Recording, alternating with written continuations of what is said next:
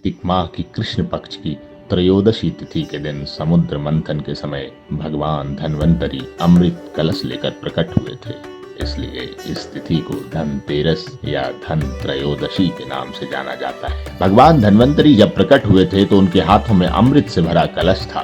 भगवान धन्वंतरी चूंकि कलश लेकर प्रकट हुए थे, इसीलिए ही इस अवसर पर बर्तन खरीदने की परंपरा है। कहीं कहीं लोक मान्यता के अनुसार यह भी कहा जाता है, वस्तु खरीदने से उसमें 13 गुना की वृद्धि होती है। इस अवसर पर लोग धनिया के बीज खरीदकर भी घर में रखते हैं। दीपावली के बाद इन बीजों को लोग अपने बाग बगीचे या खेतों में बोते हैं। धनतेरस के दिन चांदी खरीदने की भी प्रथा है, जिसके संभव न होने पर लोग चांदी के बने बर्तन खरीदते हैं। इसके पीछे यह कारण माना जाता है कि यह चंद्रमा का प्रतीक है, जो शीतलता प्रदान करता है। संतोष को सबसे बड़ा धन कहा गया है। जिसके पास संतोष है वह स्वस्थ है, सुखी है और वही सबसे बड़ा धनवान है। भगवान धन्वंतरी जो चिकित्सा के देवता भी हैं, उनसे स्वास्थ्य और सेहत की कामना के लिए संतोष रूपी धन से बड़ा कोई धन नहीं है।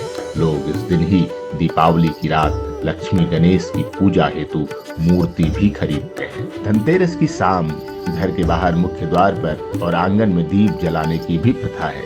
इस प्रथा के पीछे एक लोक कथा है।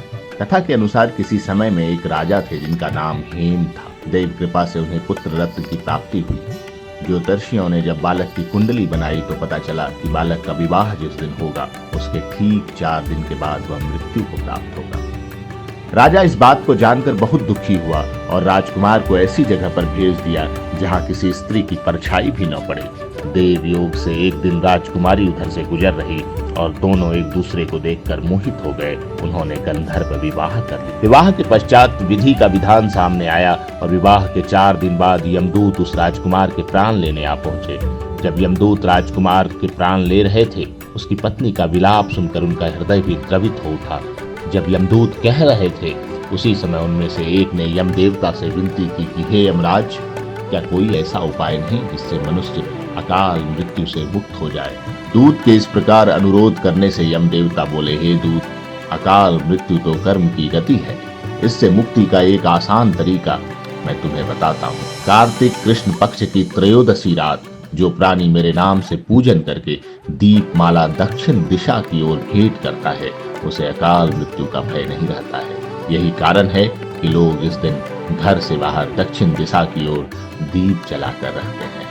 धनतेरस की बहुत बहुत शुभकामनाएं।